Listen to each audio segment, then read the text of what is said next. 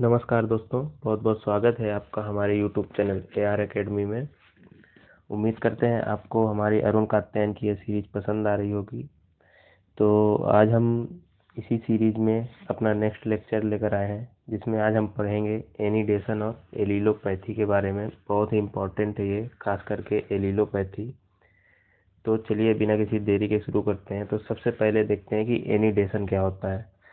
तो अगर एनिडेशन की हम बात करें तो इसका सीधा सा एक मतलब होता है adaptation.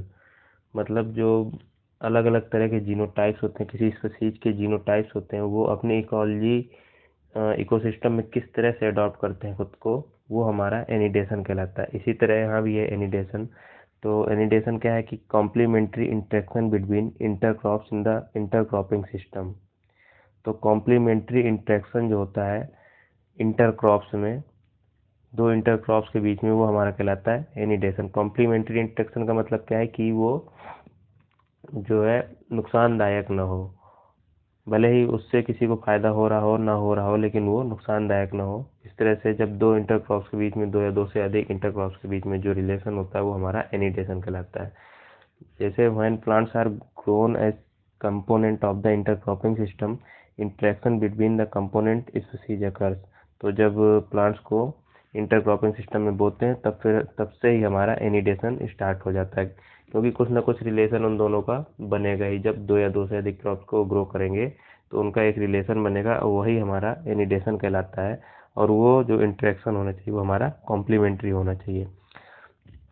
Such interactions are essentially the response of one crop species to the environment as modified by the presence of the another species। तो ये एक क्रॉप का जो है हमारा रिस्पॉन्स होता है एनवायरनमेंट के लिए, जो कि दूसरे स्पीसीज के द्वारा बदला जा सकता है। क्योंकि जो हमारी मान लीजिए डिमांड होती है, मान लीजिए एक क्रॉप की, अगर हमने उसमें दूसरी इंटर क्रॉप को ग्रो किया उसके साथ में, तो कुछ ना कुछ उसकी जो है ज़रूरतें बदल जाएंगी, चेंज हो जाएंगी। मान लीजिए फर्टिलाइज़र की ज़रूरत कम हो सकती है या फिर ज़्यादा हो सकती है। तो इस तरह से क्या होता है कि एक इंटर क्रॉप दूसरे इंटर क्रॉप के एनवायरनमेंट को चेंज कर सकती है। One component species helps the other, मतलब एक कंपोनेंट स्पीसीज दूसरे की हेल्प करती है। Annidation occurs both in the space and time. तो एनिडेशन स्पेस मीन्स जगह में और टाइम में, दो तरह के इसके जो है एस्पेक्ट होते हैं, दो तरह से इसको देखा जाता है। तो सबसे पहले स्पेशल एनिडेशन या फिर annidation in space means annidation in a place. तो here the complementary interaction between the intercrops occurs with regard to the spatial position या स्पेस और प्लेस। तो जब हम प्लेस के एस्पेक्ट में बात करते हैं एनिडेशन की, वो हमारा स्पेशल एनिडेशन होता है। तो प्लेस के एस्पेक्ट में कैसे, तो मान लीजिए जैसे हम मल्टी स्टोरीड क्रॉपिंग कर रहे हैं, तो इसमें तरह तरह की जो है लेयर की हमने क्या की, क्रॉप ग्रो की। तो ये हमारा एक तरह से एनिडेशन इन स्पेस या फिर प्लेस एनिडेशन हुआ। किस तरह से, इसमें जो सबसे टाल क्रॉप है वो सबसे ऊपर की लेयर यूज कर रही है, सबसे ऊपर है, फिर मीडियम वाली उससे नीचे की लेयर, और उससे नीचे वाली सबसे नीचे की लेयर यूज कर रही है। तो इसमें क्या हुआ कि ये एक तरह से स्पेस ऑक्यूपाई कर रहे हैं। कैसा, हॉरिजॉन्टली एक तरह तरह का डिफरेंट लेयर की स्पेस का यूज कर रहे हैं। तो ये हमारा स्पेस एनिडेशन हुआ। और ये तीनों एक दूसरे से रिलेटेड है। कैसे, तो सबसे पहले अगर हम देखें तो ये जो सबसे लंबी क्रॉप है, सबसे लंबी वाली क्रॉप है, वो हमें किस तरह की क्रॉप होनी चाहिए, वो हमारी होनी चाहिए ज़्यादा से ज़्यादा सनलाइट को एब्जॉर्व करने वाली है, जिसके लिए ज़्यादा से ज़्यादा सनलाइट की ज़रूरत होती हो। दूसरी वाली जो थोड़ा कम सनलाइट चाहिए हो, क्योंकि इससे कुछ ना कुछ इसमें शेड आएगी, इसकी छाया इसमें कुछ ना कुछ आएगी, तो सनलाइट भी कम आएगी। और इसके बाद तीसरी वाली जिसमें और भी ज़्यादा कम सनलाइट की ज़रूरत हो। तो इस तरह से हम क्या करते हैं, स्पेस एनिडेशन या फिर एनिडेशन इन प्लेस को डिफाइन कर सकते हैं। This principle is used in multi storey cropping. इसका यूज हम मल्टी स्टोरी क्रॉपिंग में करते हैं, जैसे अभी हमने आपको समझाया। The component species occupy different vertical layers by spreading out of their canopies और roots either in the air और इन द सॉइल। तो अपनी कैनोपी को या तो फिर ये एयर में या फिर सॉइल में, जैसे अब इनकी रूट्स भी होंगी, तो रूट्स का भी एक डिफरेंट लेवल होगा। तीनों क्रॉप्स का, अलग अलग क्रॉप्स का अपना एक अलग अलग डिफरेंट लेवल होगा। और ये किस तरह से होते हैं, वर्टिकली ऑक्यूपाई करते हैं अपने स्पेस को। तो ये हमारा कहलाता है special एनिडेशन। As far as the aerial anidation is concerned, the taller intercrops occupy higher vertical layers and shorter intercrops the lower layers। तो यही हमने आपको बताया कि जो टॉलर क्रॉप होती है उसका जो है हायर वर्टिकल लेयर्स को ऑक्यूपाई करती है, और जो छोटी क्रॉप होती है वो छोटे वर्टिकल लेयर को ऑक्यूपाई करती है। Such taller component species are the comparatively tolerant to the strong light and the high evaporative demand. तो जो टॉलर क्रॉप होती है, अभी हमने आपको बताया कि ये कैसी होती है, स्ट्रॉन्ग लाइट को जो टॉलरेंट कर सके, क्योंकि डायरेक्ट सनलाइट इस क्रॉप में पड़ेगी तो इसकी जो है कैपेसिटी होनी चाहिए कि ये सनलाइट को एब्जॉर्ब कर सके या फिर उसको टॉलरेंट कर सके। और जो इसकी इवेपोरेटिव डिमांड है वो भी हमारी कम होनी चाहिए, क्योंकि अगर इसमें इवेपोरेशन ज़्यादा होगा, इसकी इवेपोरेशन डिमांड ज़्यादा होगी, तो फिर इसमें क्या होगा कि इसमें डायरेक्ट सनलाइट पड़ेगी, जिसकी वजह से ज़्यादा से ज़्यादा इसमें क्या होगा, इवेपोरेशन होगा, और इससे फिर इसका पानी की शॉर्टेज हो जाएगी। तो इसमें इवेपोरेटिव डिमांड कम होनी चाहिए, और जो शॉर्टर क्रॉप है इसमें इवेपोरेटिव डिमांड ज़्यादा हो सकती है, क्योंकि इसमें डायरेक्ट सनलाइट नहीं पड़ती है, तो फिर इससे इसका इवेपोरेशन भी कम होगा।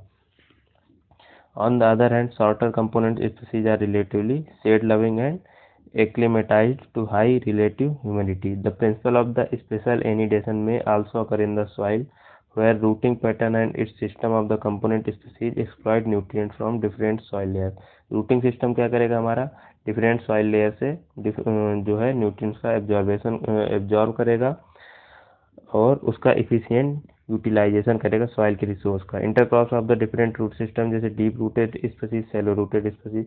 तो क्या हुआ, स्पेस एनिडेशन में आप अगर एक बात समझे तो एक प्लेस को लेकर अगर हम देखें एनिडेशन, एक दूसरे का रिलेशन जो देखें क्रॉप्स का, वो हमारा कहलाता है स्पेशल एनिडेशन। जैसे हमने वर्टिकल लेयर्स में हमने क्रॉप को ग्रो किया तो डिफरेंट लेयर से अब क्रॉप अपनी क्या कर रही है, डिमांड पूरी कर रही है, जो भी उनकी ज़रूरतें पूरी कर रही हैं, और उनको हमने इस तरह से उगाया कि वो जो उस लेयर में जिस चीज़ की अवेलेबिलिटी है उस चीज़ का वो अच्छे से यूज कर सके, वो हमारा कहलाता है स्पेशल एनिडेशन। इसके बाद आता है temporal annidation. Temporal annidation means annidation in time. तो the complementary interaction between the intercrops in the time. तो जब टाइम के एस्पेक्ट में एनिडेशन की बात करते हैं, जब एडॉप्टेशन होता है किसी जीनोटाइप का या किसी स्पीसीज का, तो उसे क्या कहते हैं, टाइम एनिडेशन कहते हैं। The complementary interaction between the intercrops in the time aspect is called temporal anidation.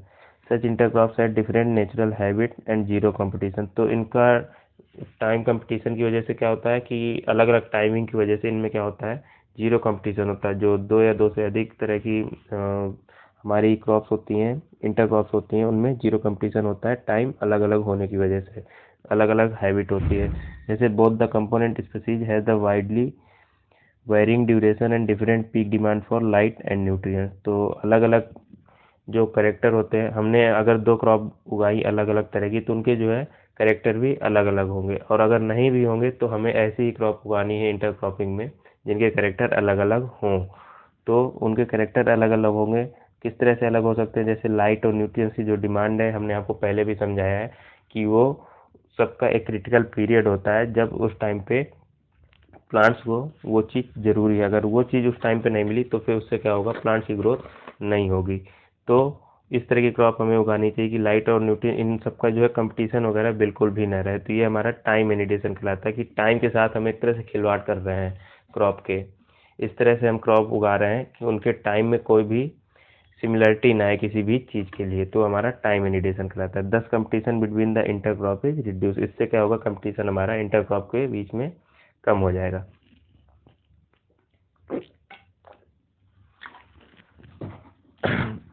In the मेज, जैसे एग्जांपल इसका देखें, वही एग्जांपल फिर से आया, पहले भी हमने आपको समझाया है। मेज और उर्द को एक साथ बोते हैं तो इनमें पीक न्यूट्रिएंट डिमांड क्या होती है, मेज की हमारी 50 दिन बाद होती है सोइंग के, 50 डेज आफ्टर सोइंग, और 30 से 35 दिन बाद उर्द और मूंग में होती है। इससे क्या होता है, देखा आप 20 से 25 दिन का गैप होता है न्यूट्रिएंट की पीक डिमांड के लिए दोनों क्रॉप में। इसी तरह हमारा ग्राउंड नट और रेड ग्राम को अगर साथ में उगाते हैं तब होता है सोरगम और रेड ग्राम। इस तरह से बहुत सारे इसके एग्जांपल हैं। तो ये हमारा एनिडेशन होता है। एनिडेशन क्या होता है फिर समझते हैं। कि एक तरह से जो हमारा सीधा सीधा एनिडेशन का मतलब एडॉप्टेशन होता है। कोई वेरियस जीनोटाइप या कोई अलग स्पीसीज किस तरह से अडॉप्ट करती है खुद को उस इन्वायरमेंट में, वो हमारा कहलाता है एनिडेशन। और जब वो एडॉप्टेशन होता है, किस एस्पेक्ट में बात करते हैं उसकी, जब हम लेयर्स के एस्पेक्ट में बात करते हैं या प्लेस के एस्पेक्ट में बात करते हैं, जैसे वर्टिकल या हॉरिजॉन्टल, तो वो हमारा कहलाता है स्पेशल एनिडेशन या फिर स्पेस एनिडेशन। और जब हम उसकी बात टाइम के एस्पेक्ट में करते हैं तो हमारा कहलाता है टाइम एनिडेशन या फिर टेम्पोरल एनिडेशन। चलिए अब एनिडेशन के बाद बात करते हैं एलिलोपैथी। तो एलिलोपैथी क्या होता है? एलिलोपैथी हमने पहले भी समझाया था कि कुछ प्लांट्स होते हैं, उनकी रूट से क्या होता है कि डिफरेंट तरह के केमिकल्स निकलते हैं, और वो केमिकल्स क्या होते हैं, दूसरी क्रॉप्स के लिए हानिकारक होते हैं। यही हमारा कहलाता है एलिलोपैथी इफेक्ट। जब कोई क्रॉप से कोई केमिकल निकलता है और वो केमिकल दूसरे क्रॉप को क्या करे, निगेटिवली इम्पैक्ट करे। अभी तक हमने देखा कि जो एनिडेशन है उसमें क्या होता है कि वो कंपटीशन नहीं होता है और वो कॉम्प्लीमेंट्री होता है, मीन्स दूसरी क्रॉप को वो नुकसान नहीं पहुंचाता है। लेकिन जब कोई केमिकल निकले किसी प्लांट से और वो दूसरी क्रॉप को नुकसान पहुंचाए, वो हमारा कहलाता है allelopathy. The interaction between the crops may also occur through the other means. तो ये भी एक तरह से दो क्रॉप्स का इंटरेक्शन ही है। दैट इज कम्पिटेटिव, और ये कैसा है, कम्पिटेटिव है या फिर नॉन कम्पिटेटिव है। The competitive interaction between the crop species in intercropping and sequential cropping through the release of the chemical substance or toxins is called allelopathy। तो इंटरेक्शन अभी आपने देखा, एनिडेशन भी एक तरह से इंटरेक्शन ही है। इंटरेक्शन हमारा कम्पिटेटिव भी हो सकता है, नॉन कम्पिटेटिव भी हो सकता है। लेकिन जो एलिलोपैथी होता है, एलिलोपैथी हमारा कम्पिटेटिव इंटरेक्शन है। इसमें क्या होता है कि जो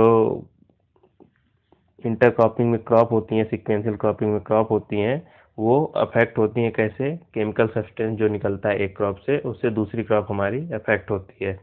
सच केमिकल सब्सटेंस और toxin generally exuded by the roots or produced by decomposition of the residue of the one crop species। तो या तो ये केमिकल जो है हमारे प्लांट्स के रूट से निकलते हैं या फिर प्रोड्यूस होते हैं जब वो क्रॉप का रेजिड्यू बचता है, जब हम हार्वेस्टिंग कर लेते हैं उसके बाद जो रेजिड्यू बचता है क्रॉप का, उसके डिकम्पोजिशन या फिर सड़ने के बाद। और ये क्या करते हैं, डायरेक्ट और indirect harmful effect on the other crop species. उससे क्या होता है, वो जो केमिकल निकलता है उससे या तो डायरेक्टली वो केमिकल उस क्रॉप को अफेक्ट करता है या फिर इनडायरेक्टली। इनडायरेक्टली कैसे, जैसे कुछ केमिकल्स होते हैं वो एक तरह से प्रीकर्सर का काम करते हैं, वो डायरेक्ट उस क्रॉप के लिए हार्मफुल नहीं होते, लेकिन जब वो प्रोड्यूस हो जाते हैं तो वो कुछ रिएक्शन करके किसी दूसरे केमिकल में चेंज हो जाते हैं और फिर वो केमिकल दूसरी क्रॉप को क्या करता है, अफेक्ट करता है। तो वो हमारा कहलाता है इनडायरेक्ट एलिलोपैथी। ये किस तरह से अफेक्ट करता है, ये हमारा जर्मिनेशन अफेक्ट कर सकता है, establishment of the growth of the associated crop, establishment या फिर ग्रोथ अफेक्ट कर सकता है। Such crops are the unsuitable for intercropping और सिक्वेंशियल क्रॉपिंग। तो जाहिर सी बात है कि पहली बात तो इसमें कम्पिटेटिव इंटरेक्शन हो रहा है, तो ये इंटरक्रॉपिंग के लिए उपयोगी नहीं है। साथ ही ये क्या कर रहा है कि दूसरी क्रॉप के लिए हार्मफुल है, तो ऐसी क्रॉप को हम क्या करते हैं, इंटरक्रॉपिंग में ग्रो नहीं करते हैं। जैसे हो गया हमारा सनफ्लावर हो गया, sorghum, walnut, cucumber, peach, eucalyptus, ये सब किसके, हमारे एलिलोपैथिक क्रॉप्स के या एलिलोपैथिक प्लांट्स के एग्जाम्पल हैं। सनफ्लावर किस तरह से अफेक्ट करता है, जो एलिलोपैथिक केमिकल होते हैं इसकी रूट्स में प्रोड्यूस होते हैं और फिर वो हमारी दूसरी क्रॉप को अफेक्ट करते हैं। साथ ही सनफ्लावर एक और तरह से अफेक्ट करता है कि इसके जो रेजिड्यू होते हैं वो सड़ने के बाद, डिकम्पोज होने के बाद अगली नेक्स्ट आने वाली क्रॉप को भी अफेक्ट कर सकती है। इस वजह से क्या करते हैं कि सनफ्लावर की अगर हम खेती कर रहे हैं तो उसकी हार्वेस्टिंग होने के बाद कम से कम लगभग 1 महीने का गैप रखते हैं उस खेत पर दूसरी क्रॉप को बोने से पहले, क्योंकि अगर नहीं रखेंगे तो उसके रेजिड्यू से जो भी केमिकल उत्पन्न हुआ है वो हमारी उस क्रॉप को डिटेरियोरेट कर सकता है। इस वजह से it inhibits the germination process of the subsequent crop. तो जो सनफ्लावर क्या करता है, दूसरी आने वाली क्रॉप के जर्मिनेशन को कम कर सकता है। Sunflower residue also produce allelochemical during decomposition. Decomposition के टाइम पे भी ये इसमें एलिलो केमिकल का प्रोडक्शन होता है। इसलिए इसमें क्या करते हैं कि गैप पीरियड करते हैं, जो अभी हमने आपको बताया, to lapse between the harvest of the sunflower and sowing of the subsequent. It result into benefiting the subsequent crop in the two ways. Subsequent crop escape from the allelopathic effect. The rapid decomposition of the sunflower residue cause mineralization of the soil nitrogen. तो ये किस तरह से subsequent crop को किस तरह से benefit कर सकता है अगर हम क्या करें कि सनफ्लावर की खेती के बाद दूसरे क्रॉप की खेती में हम टाइम रखें, तो उससे क्या होगा कि एलिलोपैथिक इफेक्ट से बच जाएगी हमारी नेक्स्ट क्रॉप, और जो मिनरलाइजेशन है सॉइल नाइट्रोजन का वो भी हमारा हो जाएगा। अब अगर टाइप्स की बात करें एलिलोपैथी के, तो वो दो तरह के होते हैं। एक हमारा ट्रू एलिलोपैथी, दूसरा हमारा होता है फंक्शनल एलिलोपैथी। ट्रू एलिलोपैथी क्या होता है? जब डायरेक्ट और indirect harmful effect on the other crops through the release of the toxic substance as such from the plant. तो वही अभी हमने आपको बताया था कि जब डायरेक्ट या इनडायरेक्ट हार्मफुल इफेक्ट होता है किसी क्रॉप का, जो केमिकल्स निकलते हैं, टॉक्सिक केमिकल्स निकलते हैं, तो वो हमारा कहलाता है ट्रू एलिलोपैथी। लेकिन जब हमारा प्रीकर्सर के माध्यम से होता है, मीन्स पहले ऐसा केमिकल प्रोड्यूस होता है जो डायरेक्ट वो क्या करता है कि हार्मफुल इफेक्ट दूसरी क्रॉप के लिए नहीं देता है, लेकिन उससे फिर कुछ नया केमिकल बनता है नई रिएक्शन होने के बाद, और फिर वो केमिकल हमारा दूसरे क्रॉप को इफेक्ट करता है, तो वो हमारा कहलाता है functional allelopathy. When precursor is released which is converted into active substance by some microorganism is categorized under the functional allelopathy. तो रिएक्शंस होती हैं, माइक्रो ऑर्गेनिज्म होते हैं, उस केमिकल को चेंज करते हैं नए केमिकल में, और फिर वो क्रॉप को क्या करता है, अफेक्ट करता है, तो हमारा कहलाता है functional allelopathy. Allelopathy is observe in two ways. तो दो तरह से एलिलोपैथी को ऑब्जर्व किया जाता है। एक होता है एलो इनहिबिशन, दूसरा होता है ऑटो इनहिबिशन। तो when the chemical substance released by one species may inhibit species of the plants other than one releasing it। तो जो केमिकल प्रोड्यूस होता है, कोई प्लांट अगर केमिकल प्रोड्यूस कर रहा है तो वो अपनी उस स्पीसीज को छोड़कर बाकी सारी स्पीसीज को अफेक्ट कर सकता है, वो हमारा कहलाता है एलो इनहिबिशन। मतलब जो स्पीसीज प्रोड्यूस कर रही है केमिकल को, वो खुद की स्पीसीज को छोड़कर बाकी सारी स्पीसीज को हार्मफुली इफेक्ट कर सकता है, तो वो हमारा कहलाता है एलो इनहिबिशन। और ऑटो इनहिबिशन है कि जो स्पीसीज प्रोड्यूस कर रही है वो खुद को तो, दूसरों को तो नुकसान पहुंचा ही रही है, साथ में खुद को भी नुकसान पहुंचा रही है। द टॉक्सिन में inhibit more strongly plant of the producer species itself. खुद की भी ग्रोथ को वो क्या करती है, अफेक्ट करती है, तो हमारा कहलाता है auto inhibition.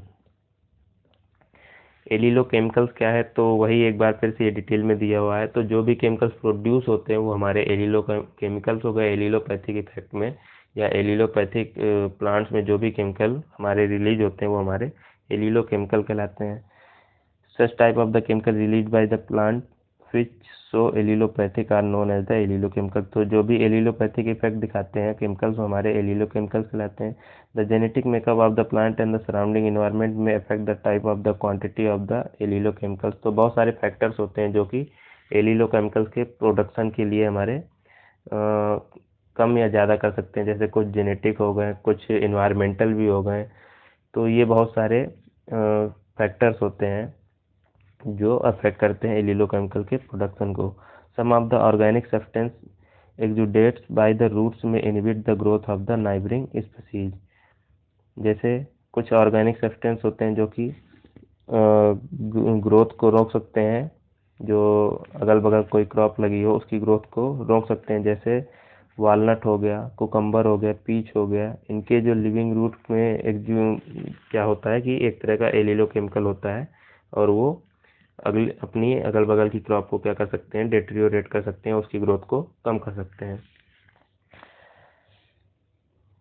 Some of the allelochemical may be produced by the aerial portion of the plant. तो एरियल एलिलो केमिकल का भी प्रोडक्शन होता है, मीन्स एरियल पार्ट में, जैसे स्टेम हो गया, प्लांट्स की लीव्स हो गई, तो ट्रंक हो गई, इन सब चीज़ों में भी क्या होता है, जो एरियल पार्ट होता है, सॉइल के बाहर का पार्ट होता है, वहाँ भी एलिलो केमिकल का प्रोडक्शन हो सकता है, और फिर वो रेन के माध्यम से, पानी के माध्यम से नीचे आ जाएगा, या फिर इंसेक्ट के माध्यम से नीचे आ जाएगा, या फिर लीव्स जब टूट कर गिरेगी उससे नीचे आ सकता है।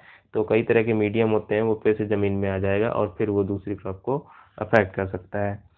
These allelochemicals may reach the ground through raindrops, falling leaves और इंसेक्ट और एनिमल एक्टिविटीज। तो इन सब चीज़ों से वो एलिलो केमिकल्स नीचे आ सकता है। जैसे the leaves of the eucalyptus globulus exudates some allylochemicals which drastically reduce the germination of the mustard seed। तो यूकेलिप्टस आपने देखा होगा और ये बहुत ही ज़्यादा नुकसानदायक है किसके लिए, मस्टर्ड के जर्मिनेशन के लिए। तो मस्टर्ड के क्रॉप के आसपास या मस्टर्ड के फील्ड के आसपास कहीं भी यूकेलिप्टस नहीं उगाना चाहिए, या यूकेलिप्टस के आसपास कहीं भी मस्टर्ड की खेती नहीं करनी चाहिए, क्योंकि इसकी जो लीव्स होती हैं वो बहुत ही ज़्यादा जर्मिनेशन को अफेक्ट करती हैं मस्टर्ड के सीड को। The crop residue of the sunflower may produce allelochemical after its decomposition. तो सनफ्लावर का जो रेजिड्यू है वो भी एलिलो केमिकल का प्रोडक्शन करता है, जो कि एडवर्सली इफेक्ट करता है जर्मिनेशन को, establishment and growth of the subsequent crop, और साथ ही ग्रोथ को भी जो हमारी आने वाली क्रॉप होती है। When sunflower stalks are applied as such, it inhibits the establishment and growth of the sorghum in a untilled plot। तो इसी तरह से जिस तरह से यूकेलिप्टस हमारा मस्टर्ड को अफेक्ट करता है, सनफ्लावर हमारा सोरगम के प्रोडक्शन को या सोरगम के जर्मिनेशन या एस्टेब्लिशमेंट को भी अफेक्ट करता है। On the contrary the non competitive interaction. तो अभी तक ये क्या था, जो एलिलोपैथी हमने पढ़ा वो हमारा कम्पिटेटिव इंटरेक्शन था, पूरा का पूरा कंपटीशन हो रहा है, एक केमिकल जो है दूसरे प्लांट्स को क्या कर रहा है, हार्मफुल इफेक्ट कर रहा है उसके या तो जर्मिनेशन में या फिर ग्रोथ में या किसी अन्य चीज़ में उसको क्या कर रहा है, अफेक्ट कर रहा है, और वो नुकसानदायक है, किसी भी तरह से बेनिफिशियरी नहीं है।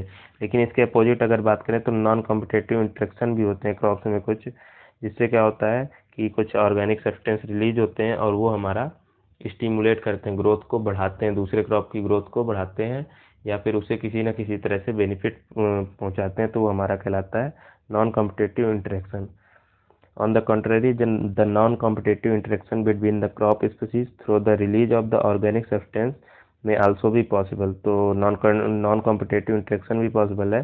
The release of the hormone-like substance by one crop species may stimulate the growth of the other crop species। तो एक क्रॉप स्पीसीज का जो केमिकल है या हार्मोन है वो हमारा दूसरे क्रॉप के लिए बेनिफिशियरी हो सकता है। इट में बी कॉल्ड नेगेटिव एलिलोपैथी, और इसी को जो नॉन कॉम्पिटेटिव इंटरेक्शन होता है उसे हम क्या कहते हैं, negative allelopathy.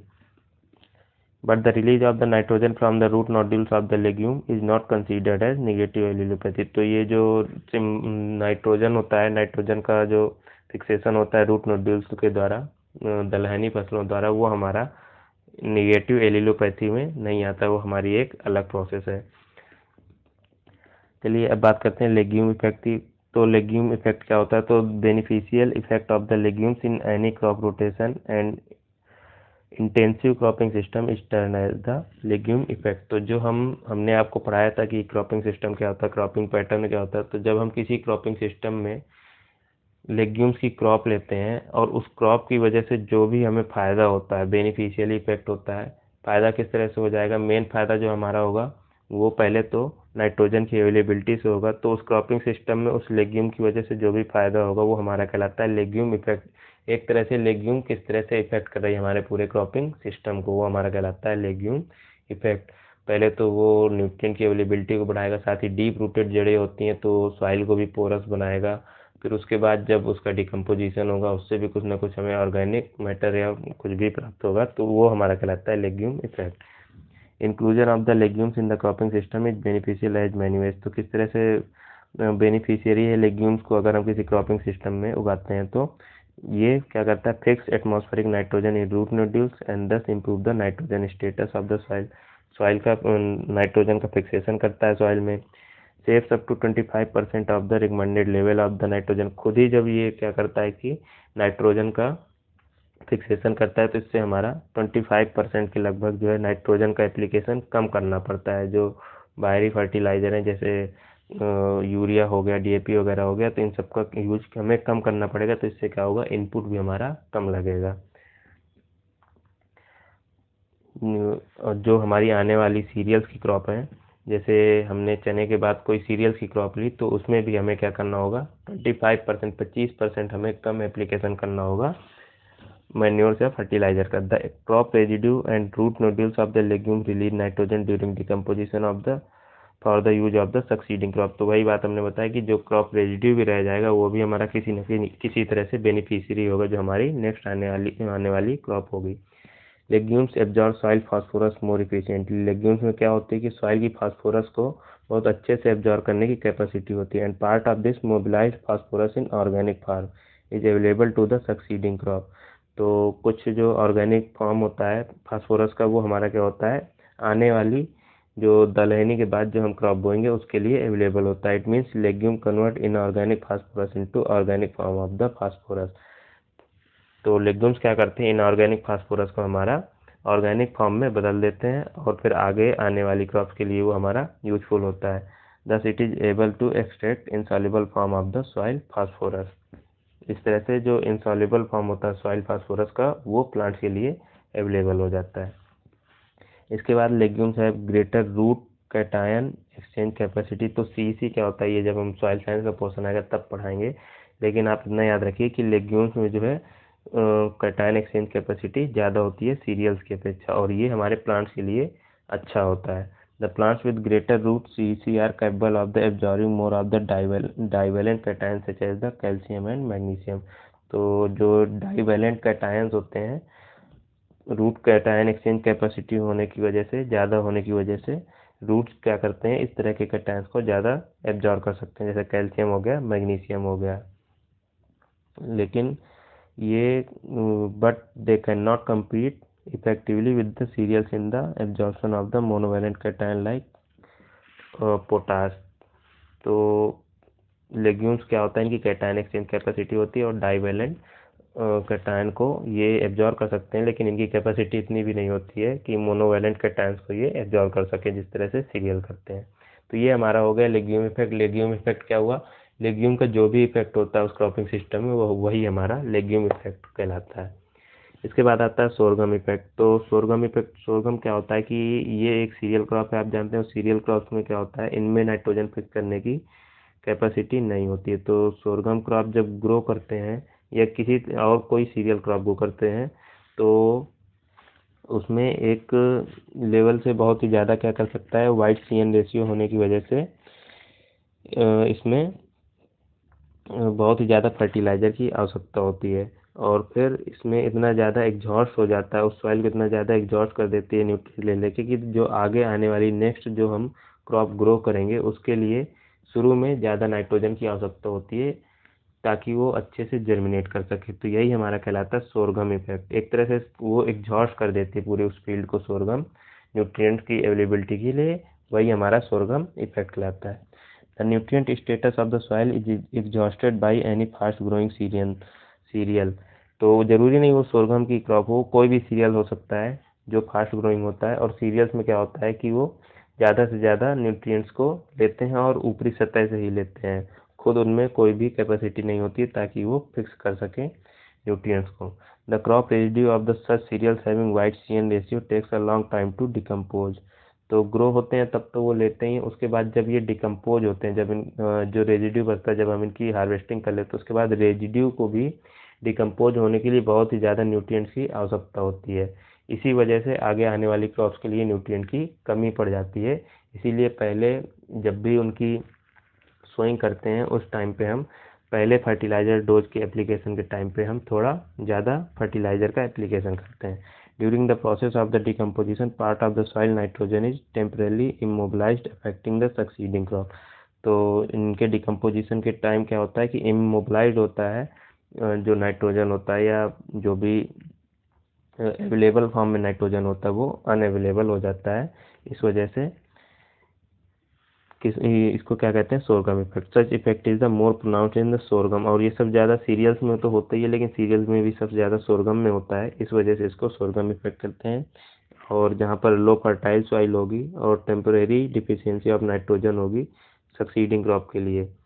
To reduce sorghum effect 25% more nitrogen is applied at the time of the first fertilizer dose of the succeeding crop. तो अभी हमने आपको बताया था कि जो भी हम नेक्स्ट ग्रोइंग क्रॉप होगी उसमें पहले फर्टिलाइजर डोज एप्लीकेशन के टाइम पे क्या करेंगे, 25% ज़्यादा क्रॉप 25% ज़्यादा फर्टिलाइजर का एप्लीकेशन कर देंगे। जैसे अगर 100 किलोग्राम डालते थे हम यूरिया, तो वहाँ पर हम 125 किलोग्राम फर्टिलाइजर का यूज करेंगे। It hasten the process of the decomposition and overcome the immobilise nitrogen. इससे क्या होगा कि डिकम्पोजिशन में जो भी नाइट्रोजन का यूज हुआ था और उसने जो भी नाइट्रोजन को इमोबिलाइज किया था उसकी आवश्यकता हमारी पूरी हो जाएगी। तो सीरियल्स हो गए ज़्यादा से ज़्यादा, जितने भी ज़्यादातर सीरियल्स होते हैं उनमें सोरगम इफेक्ट होता है, उनमें भी सबसे ज़्यादा सोरगम ज़्यादा ही हार्मफुल है इस तरह देखा जाए तो। और रागी को अगर देखा जाए तो रागी एक हमारा क्या है, एक्सेप्शन है, क्योंकि इसमें जो है डिकम्पोजिशन बहुत ही जल्दी होता है और ये सॉइल के मिनरलाइजेशन को, नाइट्रोजन की मिनरलाइजेशन को जो है बढ़ाता है।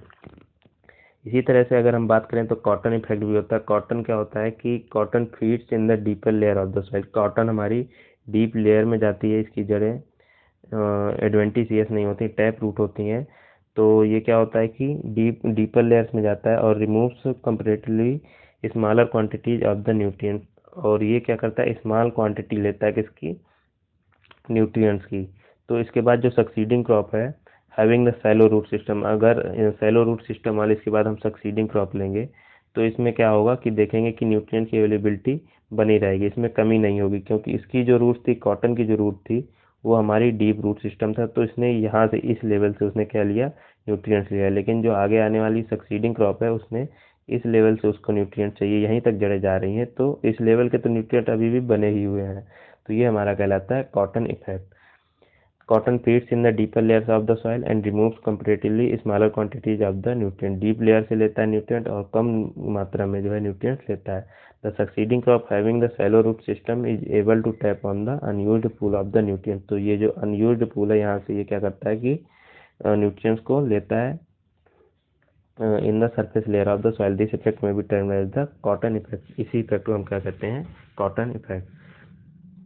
तो चलिए दोस्तों, आज के लिए बस इतना ही। नेक्स्ट लेक्चर में आपसे फिर मिलते हैं, तब तक के लिए बहुत बहुत धन्यवाद। चैनल को सब्सक्राइब करें और ज़्यादा से ज़्यादा लोगों को शेयर करें।